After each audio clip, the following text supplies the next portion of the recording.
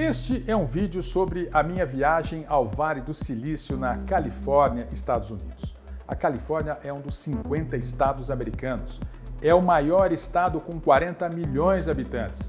É o estado mais rico, com um produto interno bruto de 3 trilhões de dólares, o dobro do PIB do Brasil, por exemplo. Se o estado da Califórnia fosse um país, seria o quinto país do mundo em riqueza. É uma região que inovou, criou a tecnologia de ponta, se tornou a vanguarda do mundo digital. Nesta viagem, conheci as duas mais importantes universidades do Vale do Silício. Agora estamos caminhando num dos ambientes da Universidade de Stanford, na Califórnia. Vi uma fábrica de lançamento de robôs comandada por um brasileiro. Eu posso falar que qualquer área, um robô vai fazer melhor do que você, muitas vezes melhor, não tem comparação, não, a gente não tem competição com eles, nenhum, zero. Visitei uma empresa que fabrica redes de Wi-Fi e investe no melhor ambiente de trabalho para os seus funcionários. Quando as pessoas mudam para um ambiente onde elas se sentem mais à vontade, é mais fácil você recrutar, porque as pessoas querem fazer parte desse tipo de ambiente.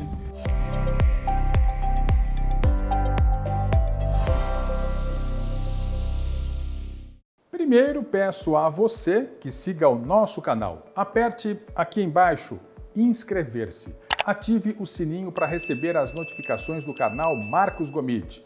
Curte, dê um like, compartilhe, mande para os amigos esse vídeo para que o nosso conteúdo possa chegar ao maior número de pessoas possível. Eu agradeço, muito obrigado.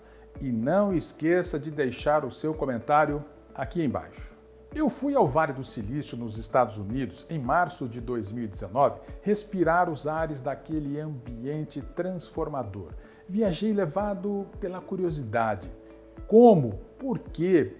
De que forma o Vale do Silício virou sinônimo de um mundo paralelo, onde trabalham os melhores profissionais da tecnologia, os mais bem remunerados, os que praticam a excelência? As mudanças no mundo digital são visíveis a olho nu na vida das pessoas, das empresas. O surgimento e a consolidação de grandes corporações de tecnologia impactam os nossos hábitos, interferem nos relacionamentos pessoais, criam pequenos, médios e bilionários negócios para empreendedores digitais. A construção da nova era digital começou fortemente a partir do Vale do Silício 50 anos atrás. Esta região virou a sede das principais empresas que dominam esse mercado. Apple, Facebook, Google, HP, Intel, Microsoft, Adobe, Netflix estão espalhadas em cerca de 18 cidades do Vale do Silício, região mais ao norte da Califórnia. As maiores cidades, São José, mais embaixo no mapa, com 945 mil habitantes, e São Francisco, mais para cima, com 805 mil habitantes. Entre uma e outra ficam as cidades menores do Vale. Cupertino, por exemplo, onde fica a sede da Apple, tem 60 mil habitantes. Menlo Park, onde está o Facebook, tem 32 mil habitantes. As duas empresas têm histórias diferentes, de dois revolucionários, mas com um ponto em comum. Nenhum deles acabou a faculdade que começou. O criador do Facebook tem a maior plataforma digital do mundo, a caminho de ter 3 bilhões de usuários. Sob o comando do Facebook estão hoje o Instagram, com 1 bilhão e 200 milhões de usuários, o WhatsApp, o Messenger, entre outros aplicativos. Este é outro gênio do mundo digital. Steve Jobs viveu na pequena cidade de Palo Alto, hoje com 64 mil habitantes no Vale do Silício. Steve Jobs liderou a Apple numa incrível trajetória. Steve Jobs disse o seguinte: "Eu valia $1 milhão aos 23 anos, mais de 10 milhões de dólares aos 24 anos, mais de 100 milhões de dólares aos 25 anos. E não era tão importante, porque nunca fiz isso pelo dinheiro."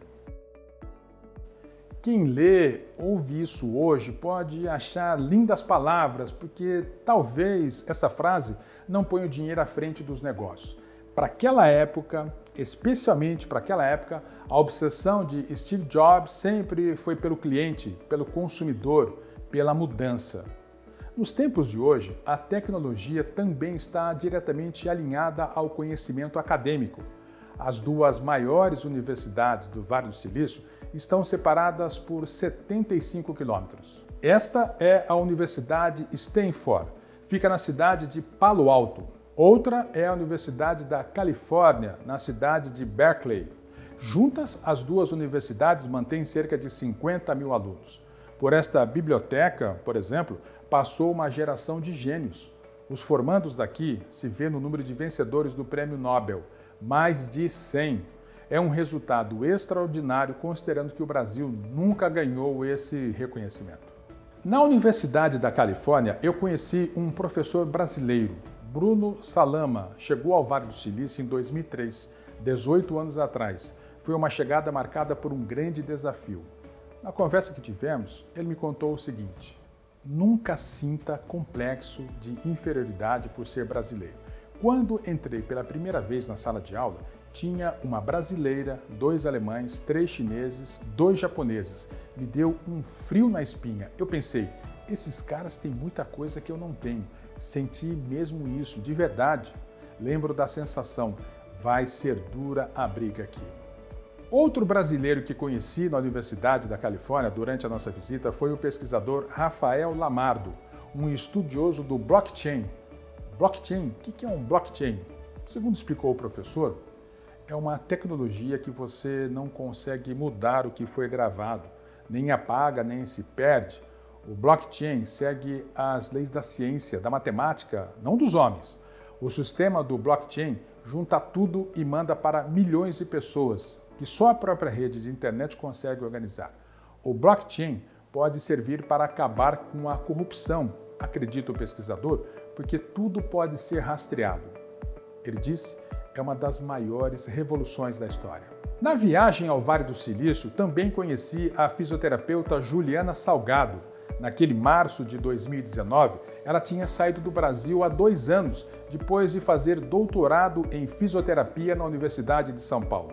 Ela foi contratada como assistente de pesquisa na Universidade Stanford. A Juliana contou como é competir com pesquisadores de outras universidades britânicas, americanas, que falam 3, 4 idiomas, como fazer para ser reconhecida.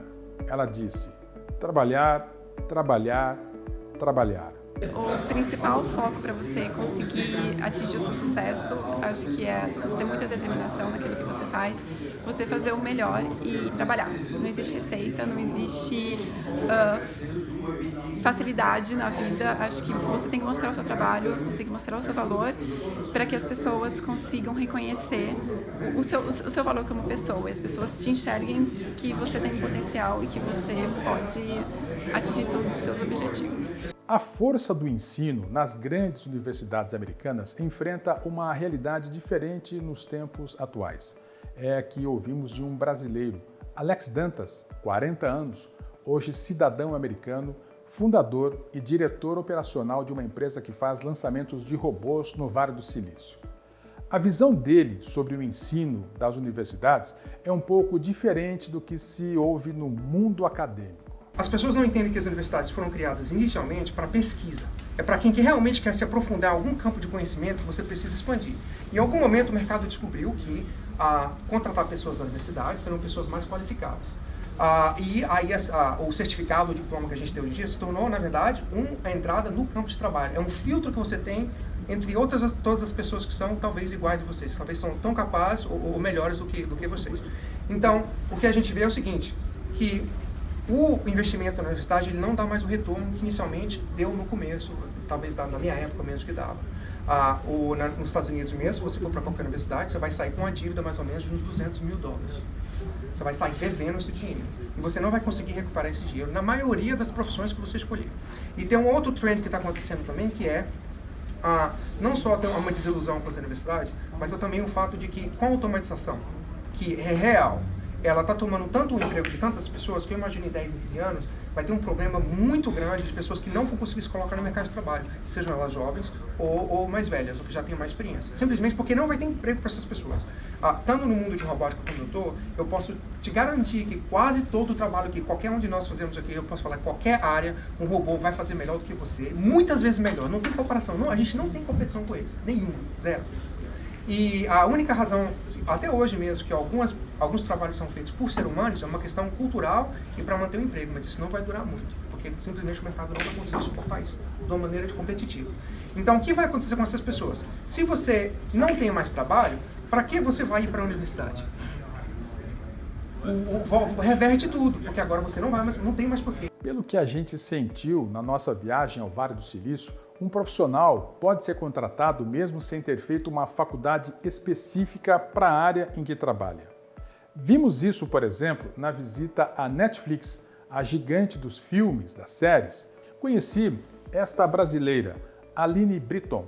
Ela se formou em administração na PUC em Campinas, interior de São Paulo. Não fez faculdade de Direito, mas acabou contratada como assistente jurídico na Netflix em Los Gatos, cidade de 30 mil habitantes, uma das unidades da empresa na Califórnia. Durante o recrutamento, eles fazem perguntas muito inteligentes que fazem você pensar, que não são perguntas bobas. Todas as entrevistas minhas foram muito difíceis e todas elas, a maioria, eu tive que explicar a lógica por trás das minhas respostas. Outro exemplo de sucesso brasileiro no Vale do Silício é esta mulher. Formada em jornalismo e marketing em São Paulo 10 anos atrás, a Daniela Meirelles foi contratada pelo PayPal, empresa global de pagamentos online. A Daniela viajava tanto do Brasil para a matriz no Vale do Silício que foi convidada para trabalhar nos Estados Unidos. Chegou como gerente mundial de mercado. Durante a visita, naquele março de 2019, ela falou sobre os objetivos de crescimento da empresa. Hoje, um dos focos do PayPal é crescer em mercados como Índia, China, Brasil, México. Volume. E entender o que é, os desafios que eles têm são outros, né? Não é Estados Unidos. E a única maneira de entender é conversando com as pessoas. Então, assim, todos os funcionários também são treinados numa coisa que a gente chama Customer Driven Innovation, que é aprender a ir conversar com as pessoas. Em outubro do ano passado, eu tive a oportunidade de participar de um projeto que era no Brasil. Então, eu fui na casa das pessoas. Então, a gente vai na casa e para as pessoas, elas topam participar, elas nem sentem, né? Não é como uma pesquisa. Mas você tem técnicas para ir conversando e entendendo o dia a dia da pessoa. Não vou lá e falar de PayPal. Eu também fui conhecer uma unidade de negócios da Intel, a gigante americana de processadores para computadores. Quem estava em um dos comandos na época? Outro brasileiro, Reinaldo Parreiras, gerente global de marketing digital. Ele tinha um orçamento de $1 bilhão para investimento publicitário em 2019. A Intel não vende necessariamente para o consumidor final, mas a ação de marketing gera valor, ajuda os fabricantes a venderem computadores. O Reinaldo Parreiras fez cursos na Universidade de Harvard e na Disney, o que ajudou a entender melhor o negócio que toca. Não existe só preocupação quem a empresa vai contratar, e sim também com os ambientes de trabalho. Olha, este aqui que encontramos na Aruba, que faz projetos para redes Wi-Fi. Só por este andar foram investidos $11 milhões. Na nova sede em Santa Clara, cidade com 115 mil habitantes. Falamos com outro brasileiro, líder global de operações da Aruba. E quando as pessoas mudam para um ambiente onde elas se sentem mais à vontade, é mais fácil você recrutar, porque as pessoas querem fazer parte desse tipo de ambiente. Ela tem uma produtividade maior do que se ela estivesse num lugar confinado. Então, assim, no final das contas, é uma decisão da empresa. A gente acha que faz muita diferença. A gente viu, quando a gente mudou do nosso prédio antigo para esse, a gente viu um aumento de produtividade enorme. E parte disso você está num ambiente onde, não interessa onde você recebe muita luz externa. Sabe que eu, assim, pelo menos para mim, assim, sendo do Brasil, eu preciso de sol, assim, isso controla meu humor de uma forma absurda, entendeu? E assim, é fácil você pegar, sabe, você arrasta a tua cadeira e você já está conversando com o pessoal do teu time. A única diferença, porque assim, existem uma série de estudos a respeito de espaços abertos, e nem todos eles falam que é tudo bom. Tem muita coisa que é muito complicado, porque tem gente que é muito, sabe, faz muito barulho, fala alto, você tem que aprender a conviver. Mas assim, o que a gente tem aqui é um ambiente de trabalho aberto que é meio top, assim, sabe? Essa que é a diferença. Entendi. Foi caro? Muito. A gente gastou para fazer esse andar sei lá, uns 11 milhões de dólares. Foi caro. Mas é um showroom pra gente. A gente traz, tá aqui, o Daniel é um dos nossos parceiros, a gente traz clientes do mundo inteiro para mostrar a nossa tecnologia.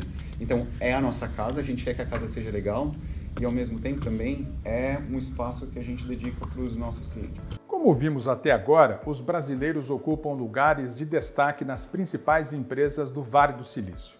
Encontrei 20 executivos em 16 empresas e em 2 universidades. O que eu vi foi impactante quando comparado ao Brasil, na época, entre as 10 maiores economias do mundo. No Brasil, fomos ouvir o coordenador do curso de administração da Universidade de São Paulo, o mestre e doutor Moacir Mendonça Oliveira Júnior. Veja o que ele diz. Bem, nós estamos vivendo um momento de grandes transformações, muitos mercados, muitas indústrias, muitos setores estão sendo disruptados e nós precisamos definir como nós vamos lidar e como nós vamos organizar nossos modelos de negócios, nossos modelos de gestão para lidar com essas transformações que estão sendo geradas por oportunidades também que estão sendo geradas pela inteligência artificial, pelo blockchain, pela Big Data, pelo Analytics e mais Internet das Coisas, mais um conjunto de transformações que estão acontecendo. O Brasil é a 8ª economia do mundo, mas por um lado ele ainda deve muito em termos de inovação e competitividade. E do ponto de vista privado, do ponto de vista do Estado, precisa modernizar e trazer inovação também para a gestão pública. Então nós entendemos que a universidade pode ter um papel muito importante traduzindo o conhecimento que está sendo gerado, as tecnologias, para ajudar o setor público, o setor privado a lidar com esses desafios e preparar o Brasil para uma decolagem aí na retomada do crescimento, mas fundamentalmente focado na inovação e na competitividade, né? E na inovação, incluindo o setor público também. Nós estamos muito preocupados com a inovação do setor público e não apenas com a inovação do setor privado. Acho que as duas têm que caminhar junto e tendo a universidade como um parceiro aí estratégico nesse processo de transformação.